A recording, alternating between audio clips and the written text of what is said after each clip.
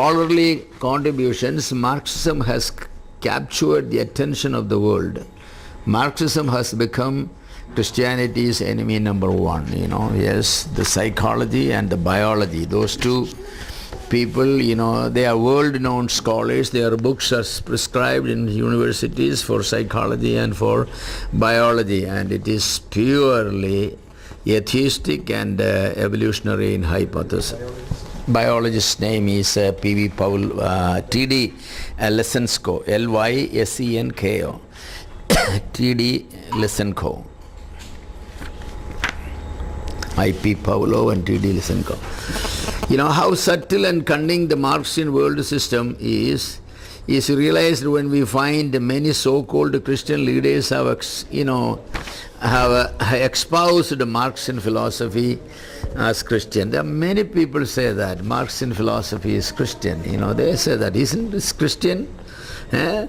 Syncretizing Marxism with Christianity is a mission of some of the Christian leaders. The World Council of Churches, for example, WCC, have seen no inconsistency in holding its meeting behind the Iron Curtain before Marxism was disintegrated. Yes. Even some of the bishops of Kerala churches have espoused Marxism. Yes. There was one called Paulus Mar Paulus in Trichur. He passed away. When I was in Trichur, the Marxists there wanted to have a debate. I said yes. We will have a debate. But he backed up actually. I don't know why he backed up. He said he's not available. And the Marxists would discourage it. I told him one thing. Since he is a Christian leader, I will use Bible. We both have to use Bible as the basis. Because I'm debating with the bishop. So that's why I think he backed up. So, the many Christians, yes, it's a shame, I think I mentioned here that many years back when I was in Trichur, we had a series of lectures on different, world views, and I was speaking against about Marxian philosophy, and then I made a statement that in 20 years Marxism in the world will be dying, And there was an editor of a paper from Irinjalakuda, a town in Kerala, and he came to me afterwards and said, Mr. Thomas, I'm so disappointed that you made that statement. You are an educated man, you have a master's degree in political science and all. Then how could you say that in 20 years Marxism will be? I said, watch. Any system that is not founded on firm foundation is supposed to crumble. I can see already these crumbles on the walls of the Iron Curtain, already. And it's amazing that in 20 years, the Russian Marxism was folded up and all the East European countries and gone. And, even in Kerala, Marxism is going down, last election. In India, in the parliament, how many members are there?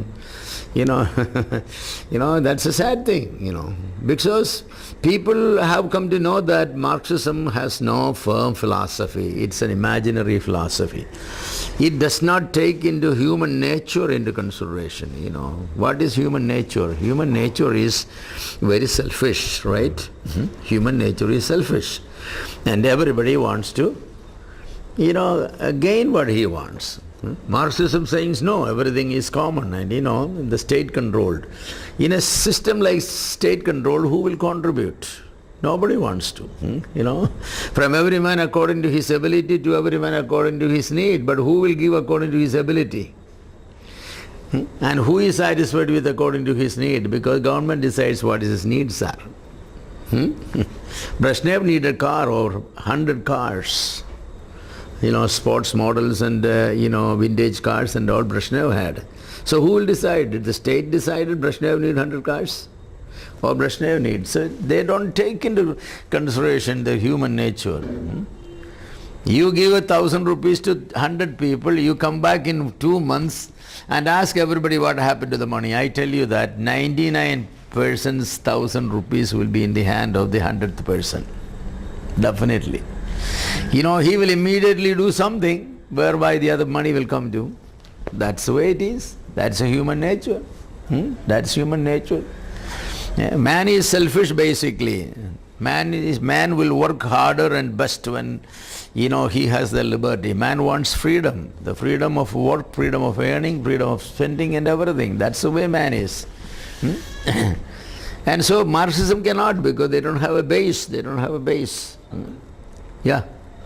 How Marxism is different from the socialism that is in China? What is Marxism? You look at the socialism in China, it's really not socialism either. It's a capitalism, what is in China, under the name Marxism. Because, now private ownership of even property, land is being allowed there. You can have your own account, you can start your own company and everything, And Marxism you cannot. There's no private enterprise, only public enterprises. No private property, it's all nationalized. So in China that's not what is happening. The Chinese knew that, but they wanted the name communism because that's a label they have. Political, what to use. The only thing in China about communism is that single party rule. That's typically, the Politburo control. You will say that that's the only thing. Even how long that's going to go, you don't know. I'm sure that very soon it will go. The single party system. Once the single party system is gone, communism is completely gone. There's nothing more communism, because there are billionaires in China today. Communism does not give any room for billionaires or millionaires. So when people can work and earn and save, and they are having accounts in America and Swiss bank and everywhere, So what is true about communism there, except the one party rule, So the Politburo still have the control, That's only one thing. So other than that, so the Marxist-Leninist view of life, is totally wrong. Some may say, why we worry about this corpse or cadaver? Say the Marxism is a corpse or a cadaver. It's good only for an anatomy lab. The truth is that Marxism as a political system, though failed, in other areas of psychology, sociology, biology, and all these areas, still Marxism has its hold. That's the thing. It still has the hold. You look at China and Cuba, Yes, as I said, in the education system and many of those things, still they have the hold. Yes. Some of the Latin American countries where the so-called liberation theology is in great influence, this worldview is still in force. Believers in Christianity face great opposition in these countries. So they are afraid that we're Christianity, but they cannot stop Christianity, like in Russia, Russians understood that, religion is the greatest motivator for work and for ethics and everything. Russians have made a research study on why America is so prosperous. The answer was religion. That was a religion, Christianity, Christianity, their religion, Because true Christianity teaches labor. No man can eat unless he works. And every man has to produce enough for not only for him but for others also. That's what Christianity teaches. Caring for the orphans and the widows and the pilgrims and the strangers and all these things. That's a basic teaching. 1/3 of a man's income goes to religion, 1/3 goes to for charity, and all over the world, it's a Christian money that is used for charity. Otherwise there is no. Now people, all others come do something on name of charity and all. Otherwise all hospitals and public schools and orphanages, and all these things were started only by Christians. Christians always in the front, because they have that, they believed in human beings. They believed in the dignity of human beings. Therefore, they want every human beings to be given an opportunity to live a dignified life, So they believed that, The second reason is the rise of the neo-Marxism. It is pointed out that American universities are the breeding ground for neo-Marxism. There are more than 10,000 Marxist professors in American universities. That book, little book I had, that book tells that there are more than 10,000 Marxist professors in American universities, Marxist professors? Yes, Marxist professors who hold Marxian views. Yes. It is pointed out by US News and World Report. One Christian author has pointed out, Georgie Ann Gare, that in some Midwestern universities more than 90% of the professors are neo-Marxist. Neo-Marxists are the Marxists who do not necessarily believe in their political structure. They believe in liberty, democracy and all. But the economic philosophy and all is the Marxian. So it is an alliance of partly with marriage.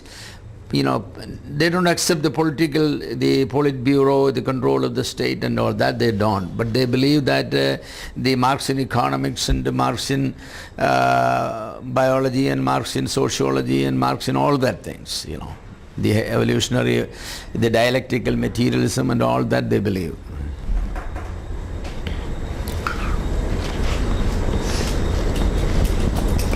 One author said that the Marxist academics are today's power elite in the universities. Yes. They consistently they wanted to produce people, So they teach in the economics and sociology and psychology and all those things, they teach these things. Every discipline has been affected by the neo-Marxist. It is in the humanities discipline, this evil system has taken roots. What's the result? Yes. You go to any humanities departments of history or, sociology, economics, English literature and all these classes,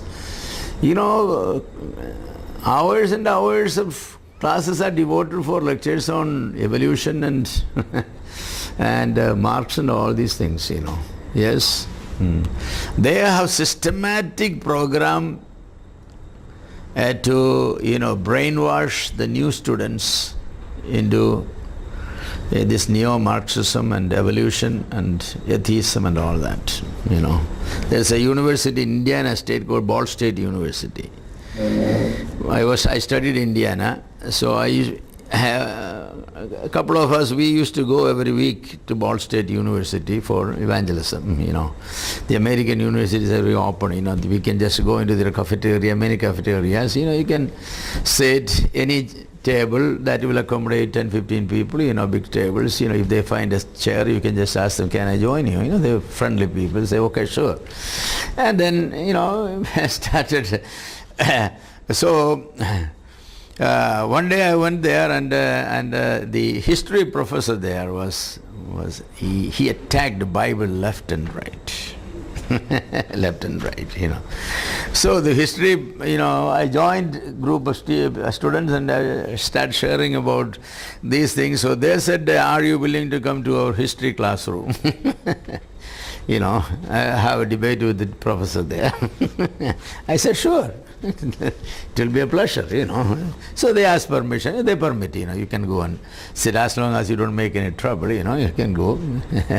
So professor said, the students told him that there is a seminary student here, he wants to sit at your class and is it okay? He said, sure. So, he was attacking Jonathan Edwards. That was his subject then. He was attacking the history of the pilgrims. He said Jonathan Edwards was a hypnotist he was as a magician, he was this and that, and in his preachings thousands of people said to be conviction of sin and falling down and confessing, but actually he was a magician, he was a hypnotist, he was using hypnotism upon people and all these things, I didn't get a chance to say anything, he just keep going and going and going, and then and he opposed Bible. Then he started attacking Bible. Bible is myth and, it's fables and myth, and who will believe Bible and all that. Then coming after some time, he came upon a point about something about a statement. I cannot, something about a statement. He quoted the Bible. Bible, and said that in the last day, doesn't the Bible even say that I will pour out the Spirit in the last day upon all spirits? So I raised my hands and I said, sir, did you say Bible? That's all I asked. I said, did you say Bible? He understood, because for the authority of his statement, he was using Bible. The whole 200 students, the whole of them howled, shame. Professor, class dismissed. He walked away. But he understood that, and he said, doesn't the Bible even say that? Before that he said the Bible is a fable, myth and all, who will believe in this book? Then he quoted the Bible to prove his point. So I simply said, sir, did you say Bible? And the students, and they gave him a difficult time. So he walked away. He said, class dismissed. So these people, there is a collective effort to brainwash every student. Brainwash every student, that's what they wanted. And I think that's happening in most every university, even in India, in Kerala, the biology department and few other departments, and even, they have everything, the evolution of medicine, the evolution of language, the evolution of culture, the evolution of custom. That's the word they use, everything. You take what business they have in the 4th grade classes to have the tree, the tree of evolution, what business they have? A 4th grade student needs to be taught that this is how man has evolved. So they deliberately, and Christian teachers will be teaching those things, that's a shame of it, At least they should say that though this nonsense is written in the book, children, that is a lie. You don't believe it, God created man, They should be. But which teacher will say that? The teacher should believe it. The teacher should be believing, but apparently they go to church every Sunday and they read the Bible for quite time and all. So in their conscience they must be saying that you are saying a lie to these little minds. You could say that this is not true. Of course, in higher classes of MSc and BSc and all, the teachers have the freedom, to critique all views and present his views and all that, Yes, I think the students should also have the freedom to critique, But we don't do that. That's everywhere it is. So every discipline has been affected by the neo-Marxist, Yes, the result of this neo-Marxist influence has been the culture was, has been the cultural war on the campuses. War is waged over political views, multiculturalism, deconstructionism, postmodernism, so many things, everything there is, these things. Marxian worldview is well and alive on many circles. They breed in education institutions. In India, they wanted to capture people at an early age. The student wing of the Marxist party, the SFI, such as, hold study circles for high school Marxist party, Yes, high school students and all, they catch our young boys and girls. Many Christian students on campuses are captured by these Marxian missionaries. They have study circles, a lot of people go. They are excited about it, because it is something new, We do a poor job to dethrone Marxism, Leninism, world views. So what are we going to do? That's what I'm saying. That we should have study circles too, on campuses. Invite students for you should have debates on Marxism, Leninism, communism, and all these things. In India, people are only interested in Hinduism. I don't think. Oh, they are not only in Hinduism, they are the educated people. They are interested in all these socio-economic, political viewpoints. I don't think you can even challenge Hinduism. I don't know how much we can do that, That may be very difficult because people are very emotional, not always rational, when you challenge them. Some people take that. Today Joel was showing me a lecture by an Islamic leader questioning the Islam. What they are doing is all wrong, attacking Christianity, and this is all wrong, And that was excellently done. And I appreciated that. There are also people even in Islam, he's an Arab, who is questioning it. Very well done, very well done. I thought that he was doing an excellent job. He's not a Christian. He's not a Oh, no, he's a Muslim. He's a Muslim. You have it in that one? Yeah. He's an Arab. He's an Arab. The second secular one is there called the secular humanistic worldview. Secular humanistic worldview. Secular humanism definitely have a greater control on human mind than Marxism, There's a Christian humanism where we believe in the dignity of man. We believe man is created by God. We believe man is given the charge in this world, to conquer everything. We believe man has the capacity to conquer the world, even conquer the planets, because God has put everything He created under man and said that subdue. We believe in the power of man. We believe in the intellectual capacity of man, the moral capacity of man, the spiritual capacity of man. That's a biblical humanism. But we believe that man has a spirit, a soul and body. And we believe that there is eternality and immortality for man. We believe in the accountability of man. That's all our Christian. But secular humanism is not that. Secular humanism basically believes that man is the highest animal, the highest animal. He's a social animal. He's the highest developed animal, and therefore, he has values and abilities and capacities that are there. So they wanted to make this world more humanistic, more livable for man. It's a peaceful society where man will be happy. Man will be. The happiness of man is the ultimate, For us it is the glory of God, the ultimate value. For them the happiness of man, that is the ultimate value. Humanism basically emphasizes the goodness of man. Religion needs to be kept out of college and universities. Man is able to solve all his problems without God. There is so much good in man that no one needs a savior. Everyone can save himself. Be good and feel happy. That's what it is. Be good and feel happy. Man can solve all they don't want God. So the theory came, in the 1960s, 70s came the God-dead theory. Professors at the Chicago University School of Theology, people like Van Buren and what was the other name, Van Smith or somebody, they brought forward the theory that God is dead. God is dead.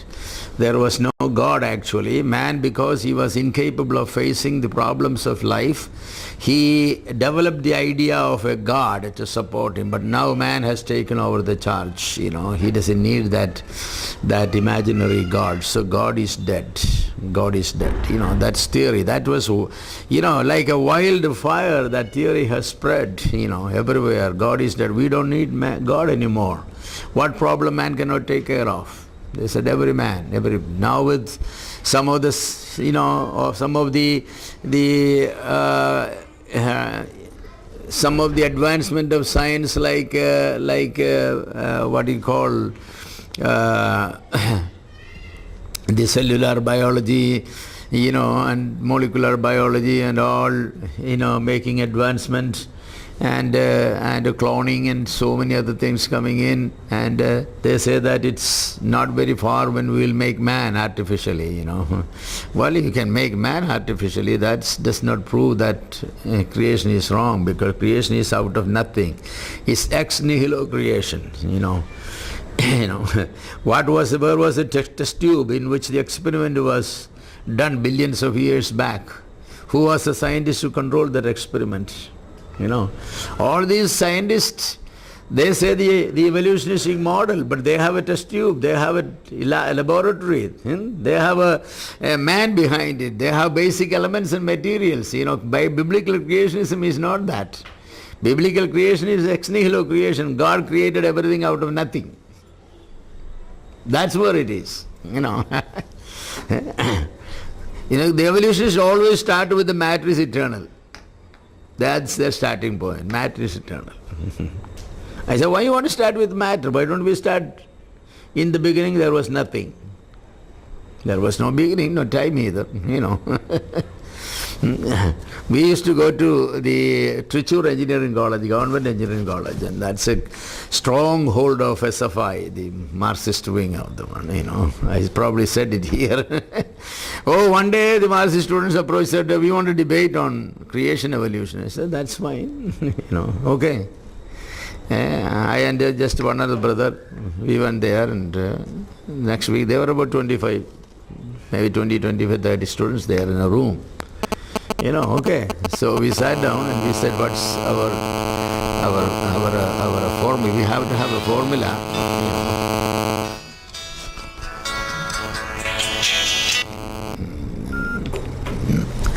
We must have a starting formula, an understanding. I said, okay, one question from your side, one question from my side. If your question is not answered by me, then I will accept that I am defeated. If you don't answer my question, you have to accept that you are defeated. That's our. Only one person can talk at a time. Okay. So I said, since you are only two, we are 35 to 25, 30, you start. So my first question was asked, where did matter come from? That was my, my question. Where did matter come from? He said, but you cannot ask that question. I said, why? You cannot ask that question. I said, why? That's our starting point. We are matter. I said, no, it's your starting point. My question is that. Where matter has... Matter, you had to assume matter was always there. I'm not willing to assume. Are you able to answer my question? But that we have to assume. I said, why you have to assume? If you can ask me where life has come from, I can ask where matter has come from. Oh no, didn't go anywhere, They just got up and got hold of this one, you're an American spy, CIA agent, and this and that. All kinds of things. I said, this is what debate, evolution, creation.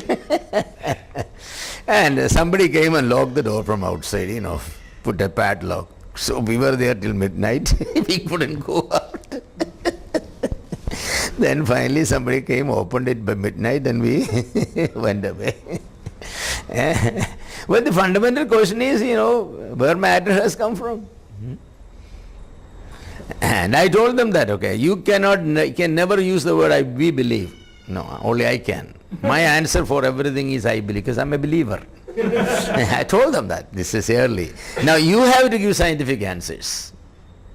I don't need the science because I'm not a scientist, I'm a believer. I can say I believe God made, but you cannot say we believe. So actually they were in a bad shape because but they said that, we believe that matter was always there. I said, you cannot use that word. It's my word. Why you have to use? You have to prove matter was always there. I mean, their assumptions are all foolish assumptions. They don't have a base. So, secular humanists, they propagate all these things, and they believe that man is basically good, but man is evolved. But humanism appeals to people. They appeal to people. The secular view of life emphasizes man's worth. Don't call anybody a sinner. Christianity is too dangerous, for it calls man a sinner. you know. Yes, heaven and hell are myths of an old age, they say that. Man just die and go, just like any other animal. Man is only, you know, a bag full of chemicals. I usually ask them that. There's so much suffering in the world. That's a question they will ask. You know, there's so much suffering in the world. I said, that's exactly right. You believe there is an all-powerful God? Yes, I believe in all-powerful God. Then why God makes sufferings? I said, well, that's a very good question. You believe man has a soul? No, we don't believe. You believe in hell and heaven? No, we don't believe. And you believe there is so much suffering? There's so much suffering. And you can put a bomb and kill everybody and avoid the sufferings, right? Oh, that's very easy. After all, there is no soul, no spirit, no heaven.